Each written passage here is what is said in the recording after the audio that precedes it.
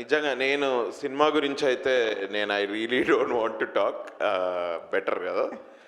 But నిజంగానే బాగా వచ్చింది. నేను డబ్బింగ్లో నాది డబ్బింగ్ చెప్పుకుంటూ కొంచెం ముందరికి వెనక్కి వెళ్ళి సినిమా కూడా చూసా. అలా ఆ పాయింట్ ఎలా వచ్చింది ఏంటి ఇవన్నీ కొంచెం చూసా నేను. Okay, it's nice, it's amazing. First నాకు వెంకటేష్ స్టోరీ చెప్పినప్పుడు నేను ఒక 2 నిమిషాలు నిజమే చెప్తున్నాడా ఏంది అనుకున్నా నేను. బట్ దెన్ బికాజ్ నేను నారా రోహిత్ అన్న సినిమాలు some of his films I really like అప్పట్లో కూడా ఉండేవాడు. బాణం అండ్ జో అచ్యుతానంద కొంచెం ఏదో డిఫరెంట్ టేస్ట్ అయితే ఉంది రోహిత్ అన్నకి. నేను ఆ పాయింట్ చెప్పగానే first thing I thought was అచ్చా రోహిత్ అన్న ఉన్నాడు అందుకని ఇట్లాంటి story, okay maybe then it is this is convincing, this will be convincing for the audience అని నేను, that was my actual feelings. But సెట్కి వెళ్ళిన తర్వాత the treatment of the subject and everything was very normal. I thought that translated very well on the screen.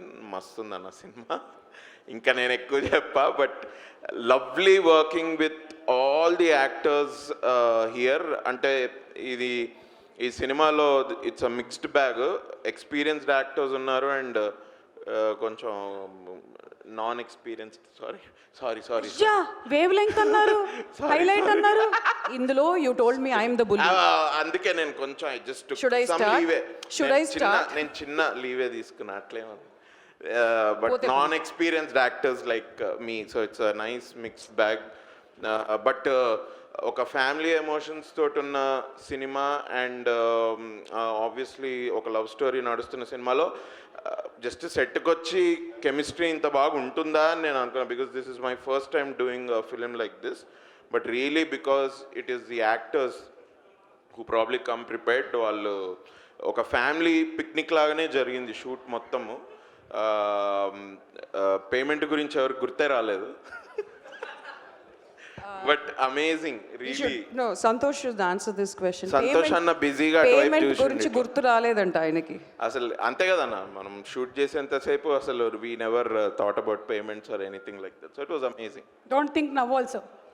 Now I don't have to because it's been made.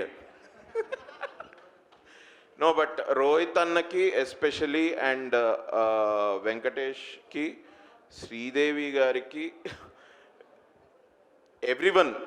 everyone, it's going to be a very good film for the whole cast.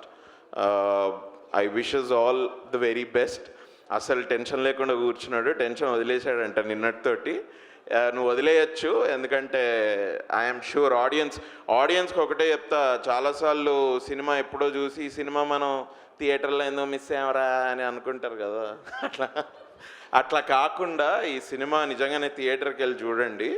ఇంట్లో తర్వాత ఎప్పుడైనా చూద్దురు కానీ ఇప్పుడు first అయితే this is a good theatrical experience with good emotions and love story. It's a wonderful film అన్న.